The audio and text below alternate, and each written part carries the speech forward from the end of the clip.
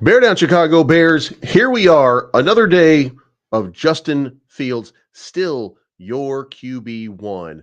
If you like this type of content, make sure you hit the like button, subscribe button, the bell to be notified of future content. We're going to talk about all the news that went into the free agency period, which has just opened, by the way. We're not happy because Danielle Hunter is a Texan at this point. Who does that?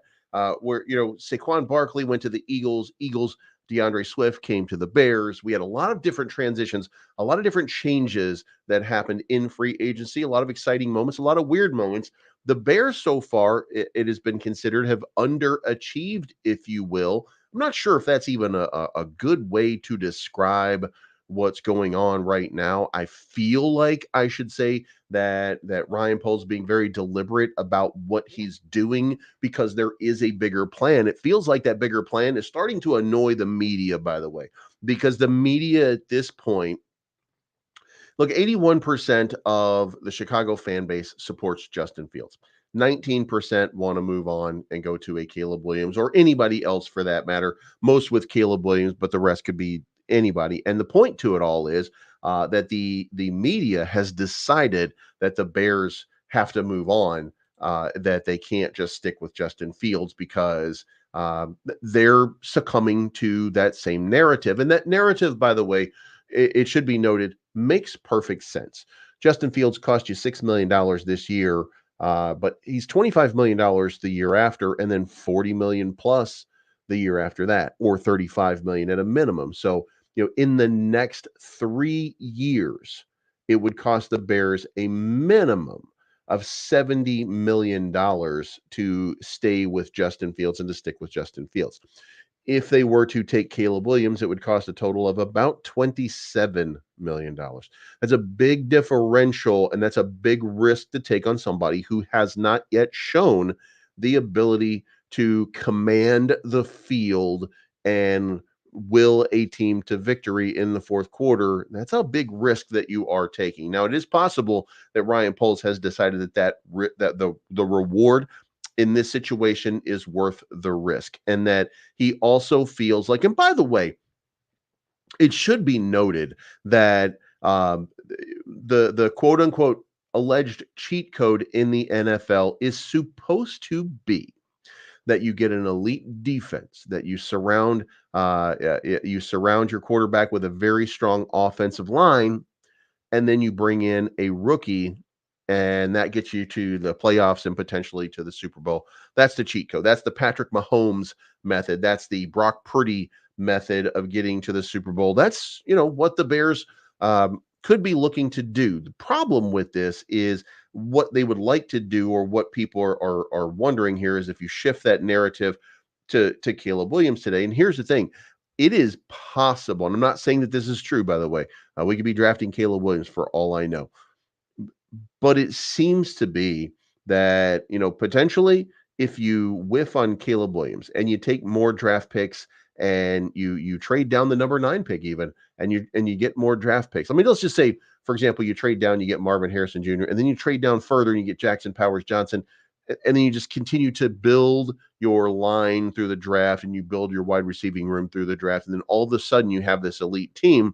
Then you have to ask the question, well, who's going to be the quarterback? Well, according to the quote unquote cheat code in the NFL, it doesn't matter who your quarterback is. So we're putting a lot of effort into something that we might not be finished with the rebuild. And in fact, we could look at Justin Fields being the quarterback for next year and take the Bears into the playoffs, maybe even deep into the playoffs, and then this is the final year and Justin ends up being released or sent somewhere in a trade, or something might happen. He might perform well enough that we increase his draft stock, et cetera, et cetera.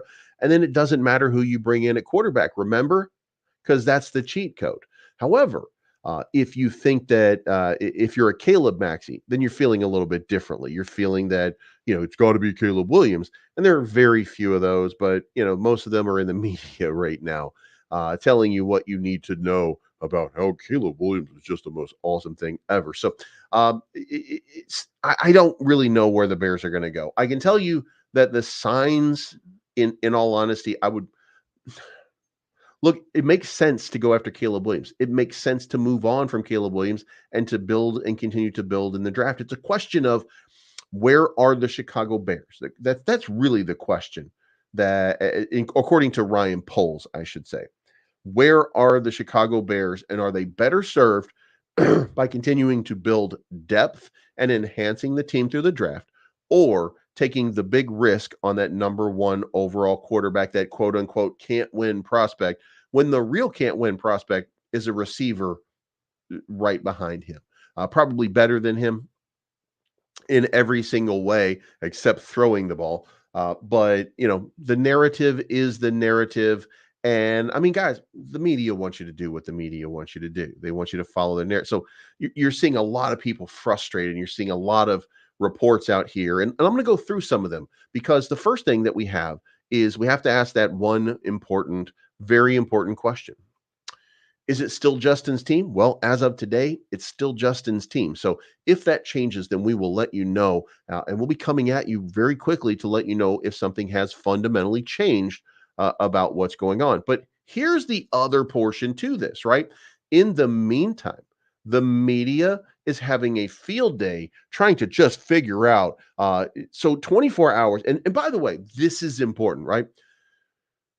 A report came out from Ian Rappaport, a report came out from Tom Pelissero that said that Justin Fields has not been shopped. Nobody's had discussions with Justin Fields. There's nothing.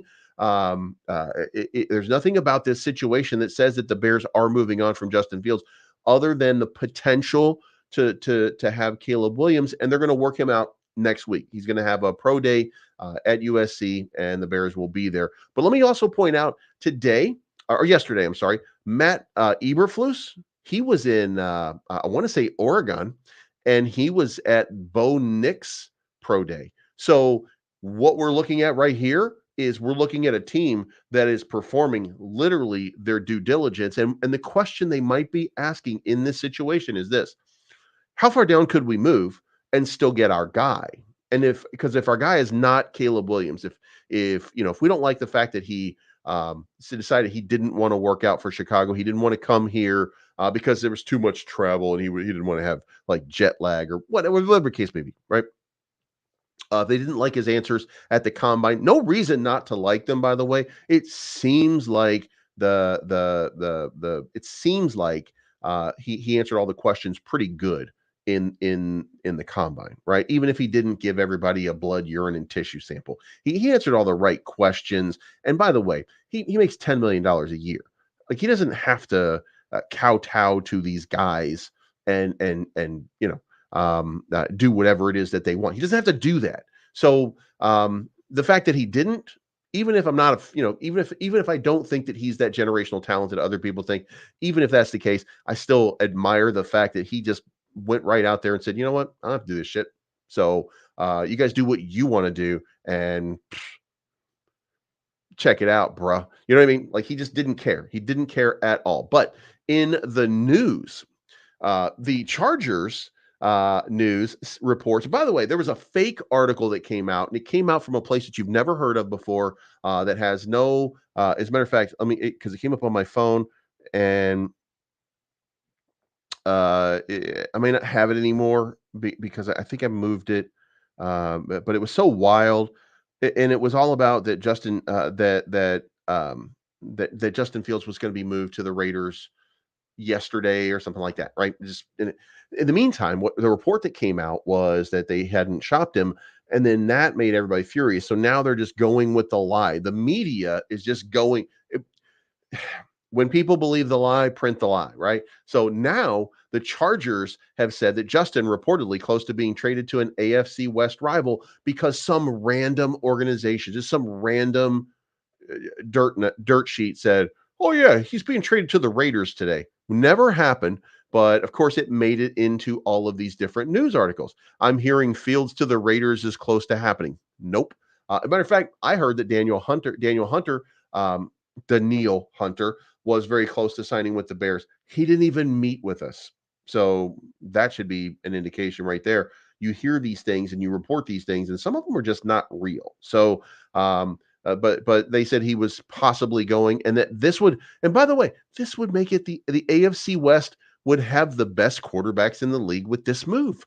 Wait a minute. I thought he was a backup. I thought nobody liked Justin Fields. I thought Justin Fields had no spot or no shot or no way or something like that. And now we have the best quarterbacks in the league in the AFC West. If that trade happened, this is how wild some of this stuff is. Also, NFL Suitor emerges as perhaps the last option for the Bears to trade Justin Fields. This is coming from Heavy, and this is Max Dybel. Great beard, no talent writer, but nice beard. So what he's saying is that there's no options for the Bears other than the Seattle Seahawks. But up until now, it doesn't feel like they've had any serious interest. And then it says the Bears need to get creative in order to bring back adequate trade return for Justin Fields. And what they said, a matter of fact, I heard somebody say, what I heard them say the other day was, what was it? That maybe if they wanted any trade value, it would have to be a future draft pick, like a second round in 2025 or a third round in 2025 or something like that would be the only way that they would be able to increase his value, according to the league. Guys, I want to I gotta say this, right? What they're telling you is he has no trade value because nobody's trying to trade him. He has no trade value because everybody that's come up and said, "Hey, are you interested in doing anything?" The Bears have been like, "Nah, bitch, we're good." They haven't had any motivated. They haven't been motivated to do anything to move on from Justin Fields at all. Now, that's the thing. They haven't been motivated at all. So the media is crafting their own narrative because they want this to happen. Is the NFL bought and paid for by Caleb Williams? No, of course not. But the narrative that drives the eyes, that drives the views right now. Look, this is the greatest controversy in Chicago sports in a very, very long time. Just imagine if you were in Washington, you would have, look, there, if you were in Washington or you were in New England right now, there would be dress parades. There would be thousands of people walking down, parading the streets in orange dresses like Caleb Williams wore in that one picture, saying, "Hey, he's coming to us. He's coming to us." They would be freaking out over this, but that's not what's happening in Chicago. Chicago is really just saying, "You know what? Fuck this guy. We're going to stick with Justin." And that's what you guys are doing. And it's awesome. I think it's awesome, actually. In no other city would we be, holding the number one pick, and we would be like, "No, fuck that. We want our own quarterback. We want to keep our guy." You know what I mean? Like it's wild, right? It's absolutely wild. And Lord Crimson says, "No, believes Trevor Lawrence was a better prospect than Caleb." I I it I agree. Like it's wild, right? It's wild that he was a more generational talent. Trevor Lawrence was, and so was Sam Darnold. They all were. Some work out, some don't. It's wild, right? And so this is what's happening right now. So we want him, and then we have 19% of the population that's like, "Well, I don't like him. I don't like him." Well, you know what? Who gives a shit what you like? 81% of the Chicago Bears fans want to see Justin Fields run it back one time. And you know what? Here's what's going to happen. In the event that happens, in the event that we do that, and in the event that we go to the playoffs and we lose the first round of the playoff game, and we just got to the playoffs, you know what? Everybody's going to be like, "Up top, motherfucker. You know what? We made it to the playoffs, goddammit. We didn't do great, but we got to the playoffs." You know what I mean? And now you'll be like, "Yeah, we probably should move on from the quarterback if he doesn't do a good job." But guess what? In the event that he puts it all together, and I want to point out to you, I'm going to put my hand up here because I want to stop, collaborate, and listen. Okay. Bleeves is back with a brand new invention. All right. So here's what's going on, right?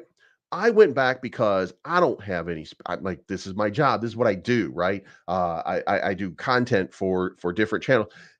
So here's the great thing. I went back and I looked and I said, you know what? Can Justin Fields actually do this? Does he have the ability to make those decisions? Does he have the ability to make those throws? Does he have the ability to do all this? And you know what the answer was? Uh, average throw time NFL rank. And guess what? You're not going to believe this. You're not going to believe this because you're going to be like, no, bro, that can't be real. That can't like be real. You know what I'm saying? Like it can't be real. Like it's got to be like manipulated or something like that. Like it's got to be like, like something's not right there. You know what I mean? Like totally, something's not right, right? But like also maybe could be, but maybe not. But also like, you know what I mean? It turns out that the average throw time for a lot of these guys that you like is also pretty goddamn high. At 2.97 for Patrick Mahomes this year versus 3.23 for Justin Fields. So, by the way, 3.23 is not a great ratio. I'm not defending 3.23 seconds to make a throw. I'm not defending it at all. But here's the thing: at 2.97 seconds, how is Patrick Mahomes? Because that's too long. How did Patrick Mahomes? Didn't they went to a Super Bowl, right? Didn't Patrick Mahomes? He plays for the Taylor Swifts. Didn't they win the Super Bowl? Didn't Taylor Swift win this year's Super Bowl? Right? With a 2.97 dropback time? Are you kidding me? And then here's what I did. I went back and I looked and I said, has Justin Fields always been 3.23 seconds? The answer is no. 2.79 was his average rate before. So what you're saying is he's faster at getting rid of the ball than Patrick Mahomes. That's a little weird. How would that even be a thing, right? It's just stupidity, right? The fact that he holds on the ball because he's running for his life most of the time. So the thing is, when you see that narrative, you're like, oh, I don't like the way Justin Fields plays ball. I don't like that he didn't do good in the fourth quarter. And you should be, look, it's fair to be, it's fair to say that the longest times and the things that really turn that into a much longer and much worse process were 3 games. It was the Kansas City game in which he held on the ball far too long. It was the Cleveland game in which he held onto the ball for far too long. And then it was the Chargers game in which he held onto the ball for far too long. Wait, it was 4 games, I'm sorry, and then the final, and then the final game with Green Bay, but there were only 10 passes in that one, even though he had a long, like his throw time was very long on that one as well. But it was defenses that were collapsing and creating problems, and the offensive line not being able to keep up with it, which we knew. So there we go. I mean, there are problems, certainly. There are issues, certainly. But overall, it turns out that he's not as slow to throw as somebody might have thought, or at least when you take it for what it is, then it's not nearly as bad as you might say. So let's move on from Justin and let's get into reminding you guys. So far, we've signed DeAndre Swift. Does that make the Chicago Bears a better team? I think so. I think so because of the depth that we have at running back, and I think that means that the Bears are going to be a number one running back, a number one running team again in the next year. I don't know that to be the case. I just feel it. I don't think that this is an amazing sighting. I don't think that this is just absolutely killing the game, but I do think that it's a pretty good one. Okay, and then um, whoops. I forgot to change the header on this, but I wanted to point out that Jonathan Owens has signed with the Chicago Bears. And I put up a picture, even though I got Bears defensive tackle Justin Jones. I put the wrong headline back in there, or I didn't change the headline for it. But so we have another safety, and it's Jonathan Owens, and he is married to Simone Biles. And Simone Biles super happy with her moving to the Chicago Bears.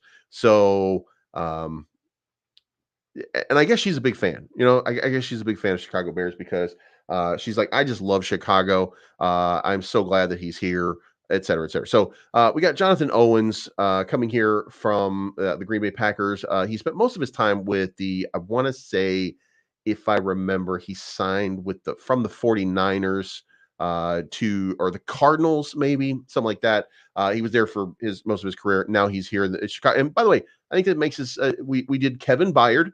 We now have Jonathan Owens, and we have Jaquan Brisker. Like, we really have a good safety room right now. So big time stuff happening in that secondary, and we're going to look at that, by the way, because what I've got here is I went ahead and I put in for the offense. I went ahead and plugged in Ryan Bates, and I made him smaller than everybody else just because I'm not sure whether or not he's going to be the guy or not. So we still have three question marks that are still unsettled at this point. And by the way, I'm giving credit that Ryan Bates is going to be the center. I don't know that to be the case, but I figure we might as well go ahead and plug him in at this point. Slot receiver, we have no clue what's going on there. We have no clue what's going on at the wide receiver Z slot. Again, we're looking for Marvin Harrison. We're looking for Malik Neighbors. We're looking for Roma Dunze to fill that position and fill this out. But I do want to stress here, some of you guys that have been with me for since the beginning, when I started doing these, one of the things that I always said was what I would really like to see is I would like to see the Bears move down into the 3 position or the 2 position and take Marvin Harrison Jr. And then at the 9 position, take another wide receiver to fill this room with an elite set of wide receivers. I'm not saying it's going to happen. I'm not saying that they should do that because there's more pressing needs.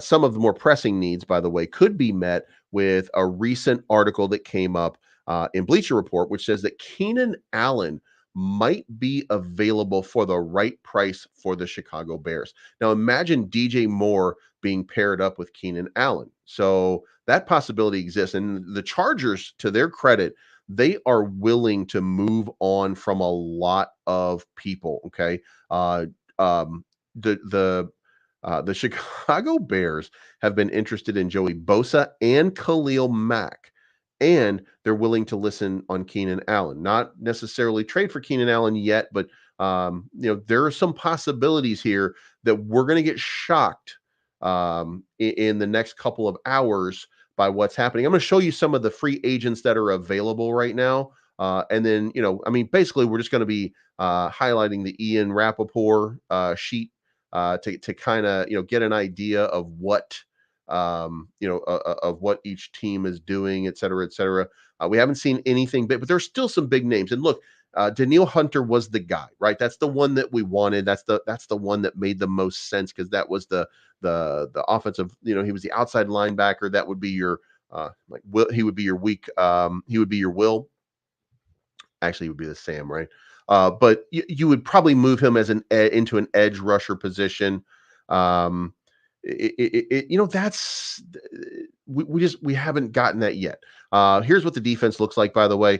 We still have Kevin Byard plugged in here as the starter. I don't know. Jonathan Owens probably going to end up being the starter here in this context, but we're pretty much filled, right? What we need some quality defensive tackles, and we need an edge rusher. We need an edge rusher with a motor. And here's the thing: who do we have that could get that edge rushing position that's an every down guy? Because we don't have an every down guy on that opposite side like a Montez Sweat. So I don't know.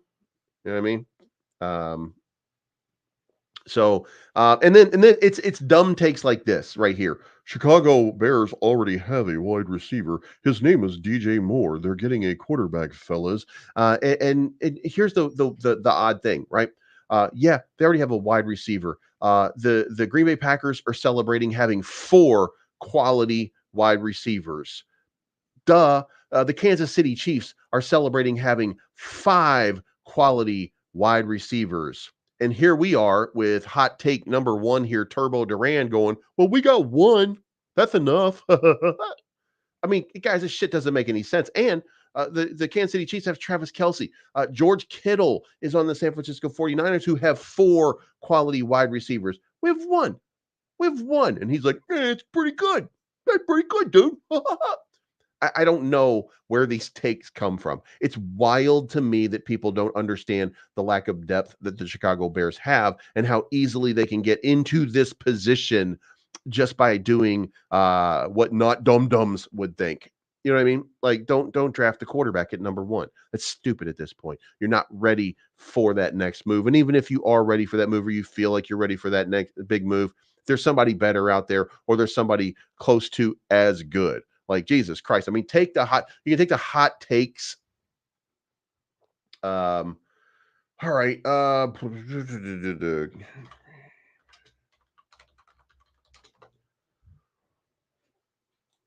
All right. So that's what we're doing. Okay. Um,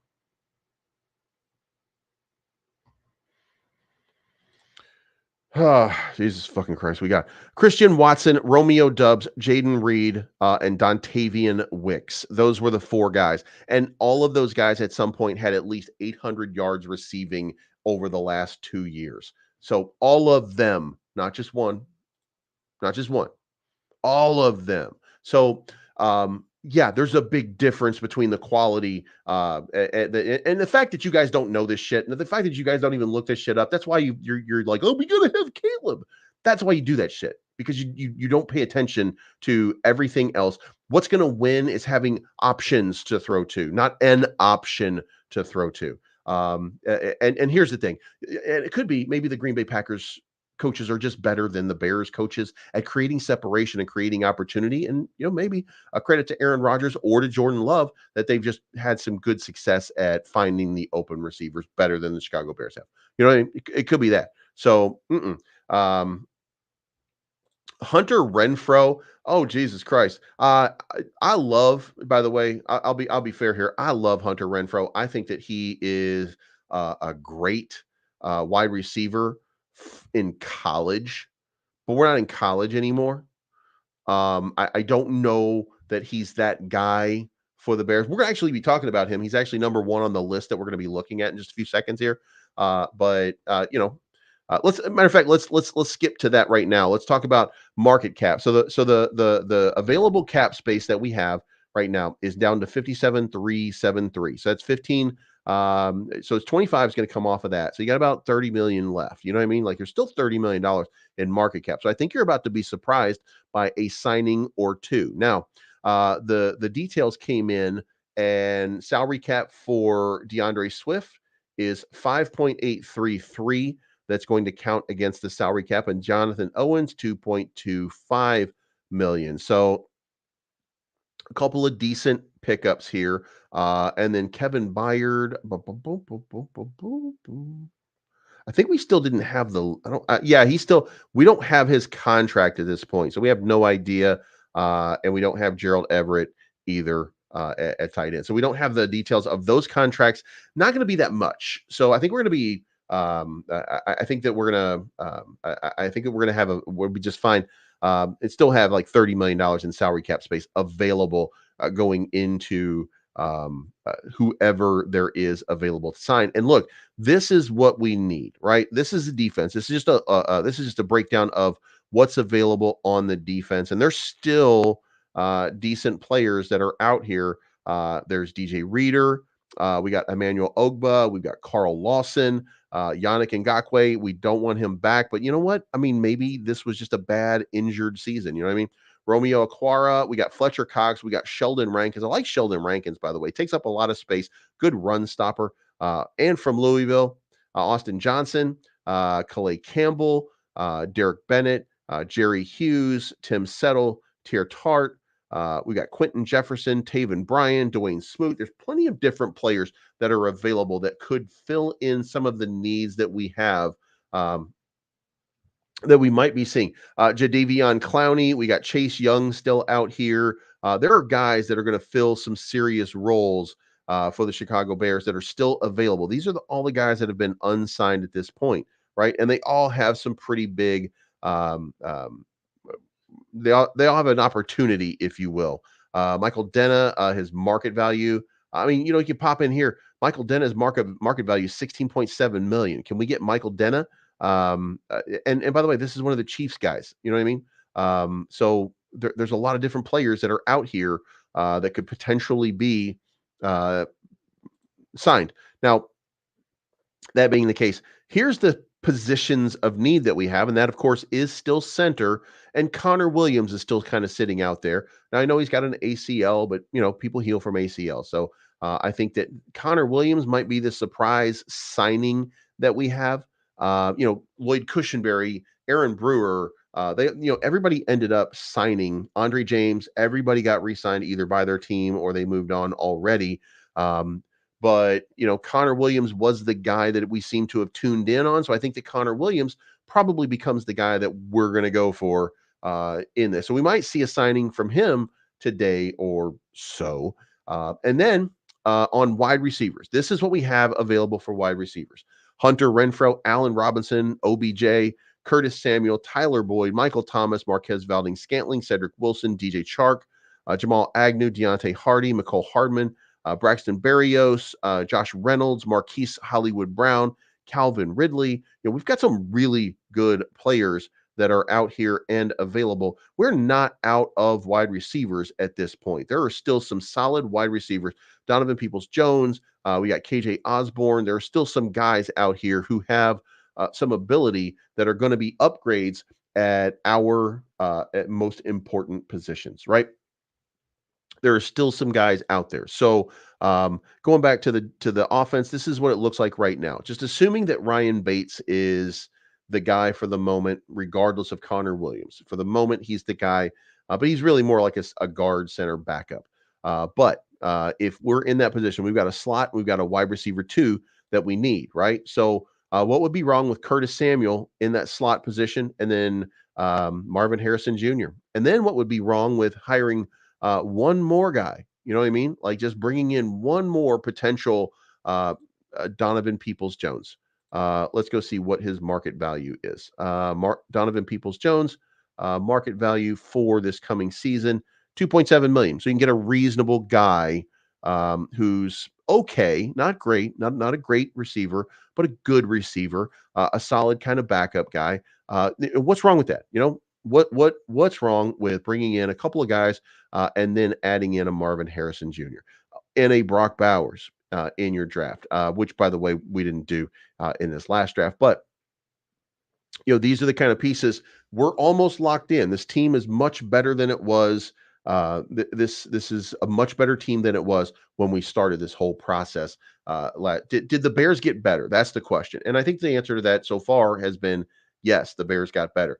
We upgraded the center position for sure, and we've upgraded the free safety position, a position of weakness. Now, we have not yet upgraded the defensive tackle position. I do think Gervon Dexter is going to be the starter at this point because we haven't brought in anybody, but we'll see. And then an edge rusher. So, we still got needs. We still got situations that we have to address, but that is for the mock draft. And in my mock draft for today, here's what we got. This is what I ended up taking. I traded down at number 2, and I still went with Marvin Harrison Jr. Then I traded the number 9 pick down to number 20, and I took Jackson Powers Johnson. And I thought, that's going to be the move, right? Isn't that the play? Isn't that what everybody wants, right? We want a wide receiver and we want a center. It's going to be our center of the future. So Marvin Harrison Jr. and then Jackson Powers Johnson, nailed it. And then at number 36, Darius Robinson. Now, look, I don't know. I don't know that Darius Robinson is that guy, but he balled out at the combine. He had a great season, 8.5 sacks in his last 9 games. You know what I mean? Like he really came along and had a really good, and for that position, I think he's a really good option. And then you have Tavondre Sweat, defensive tackle, and then Ruke Ororo, defensive tackle, and then Michael Hall, defensive tackle. Guys, I just filled up this team with every need that we had. And then I took a number 67, Roman Wilson at wide receiver. So not only do I have Marvin Harrison, DJ Moore, and let's say Tyler Scott, which I don't think that's the guy. I still think we go out in free agency and we get a Curtis Samuel or somebody like that. But let's just say, for example, Roman Wilson becomes one of those backup guys that plays a lot of slot. Now we have a much better wide receiver core for any quarterback to throw to. Darnell Mooney, only 38 receptions last year, while DJ Moore had a gigantic season and just absolutely nailed it, if you will. So, I think that there's and look, you're never going to satisfy a bunch of crybabies, right? And there's a bunch of crybabies out here who are like, I want Caleb and shit like that. You're never going to satisfy those, right? So then I took a secondary guy, another edge rusher in Jonah Ellis. So I feel like I've got a little depth because we still have DeMarcus Walker, we still have Dominique Robinson.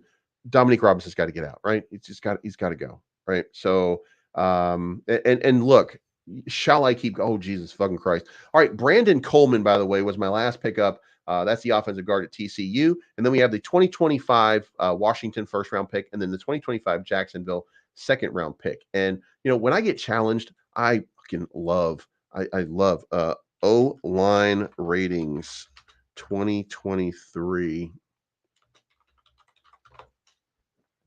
We can do this. We can absolutely do this. Oh, we can absolutely the final offensive line rating. So Mr. Jones here, who's telling you how great these offensive lines are, and that somebody's better than, oh Jesus fucking Christ, right? Number 1, Philadelphia Eagles. Number 2, Detroit Lions. Number 3, the Indianapolis Colts. Number 4, the Atlanta Falcons. You got to subscribe in order to go further. Fuck that. We're not doing that. We'll do this one, player profile or end of season. Number 1, the elite units. We're going to go with Detroit, Philadelphia, and then tier 2. We're great, but just not elite. We're Baltimore, Atlanta, the Rams, the Raiders, the Broncos, the Vikings, the Colts, the Cowboys, and then here's the good seasons with obvious flaws. This is the Kansas City Chiefs, the Buffalo Bills. Wait a minute. The Buffalo Bills come before the Chicago Bears? What? Huh. That's wild. That's wild. Green Bay Packers, San Francisco 49ers, Miami Dolphins, tier 4 average and forgettable Washington Commanders, Tampa Bay Buccaneers, Cincinnati Bengals, New England Patriots, New Orleans Saints, what? Pittsburgh Steelers, and then tier 5, the walking wounded. So the worst teams are right here. That's the Cleveland Browns, the Chicago Bears, the Houston Texans, the Tennessee Titans, the Los Angeles Chargers, Seattle Seahawks, and then you have the Arizona Cardinals as the worst team, and then the Panthers with the absolute worst, along with the Jaguars. So, no, that's not true. And then here, get him the ranking that he wants and keep searching different channels until you find the rankings that tell him that that's what he had. You know what I mean? It's ridiculous, right? Absolutely bonkers. There's the rankings for you. It's just not true. It's just not. And by the way, I should say this. I should say this. It's not true because Braxton Jones was injured for a lot of the years. So he did not get a chance to play, and Larry Borum started, and the Bears were horrible with Larry Borum. Not nearly as good as they were later on in the season. And, Lucas Patrick did not do a fantastic job. Dan Feeney did a better job after he learned how to snap the ball, if you will. So, there were some positions of concern. There were some reasons to be concerned, but Braxton Jones came back and did a serviceable job. So there's no reason to think that he's not going to continue to improve. Same thing. I think the center position, even Ryan Bates is the better option right now than Dan Feeney or Lucas Patrick. And I think we'll go out and maybe we'll find a way to get a Jackson Powers or Connor Williams. There's some opportunities here. And again, when I'm doing my draft here, when I'm popping this draft out, I'm still taking Jackson Powers Johnson because I don't know if we sign Connor Williams. If we sign Connor Williams to a 3 or 4 year deal, then I don't need Jackson Powers Johnson, and things change dramatically. And now we go back and we get somebody else. We go back and we get a Brock Bowers. We go get maybe even another receiver if it's possible. There's a number of different things that we could do in that draft. So plenty of different stuff that could happen over there. But there you have it. That's your day so far. There's no update from Ian Rappaport at this point about anything new that's going on. So with that, I appreciate it. Thank you so much, you guys, for tuning in. Thanks each and every one of you for taking the time to come check me out for the day. Tune in again tomorrow where we're going to be going over this. We'll be reminding everybody every single day that Justin Fields is still QB1 until the time comes where Justin Fields is not, in fact, QB1. But every day they cry, every day they count down, every day they're like, he's gone. The Bears have traded. They're already talking to the Pittsburgh Steelers. They're already talking to the Atlanta Falcons. They're already talking to the Raiders. Oh shit, they signed other people and Justin Fields was never available. And they're still like, he's gone, bro. He's gone. So we'll see you guys pretty soon. You guys have a good day. Bear down. And remember, Justin Fields is still your QB1.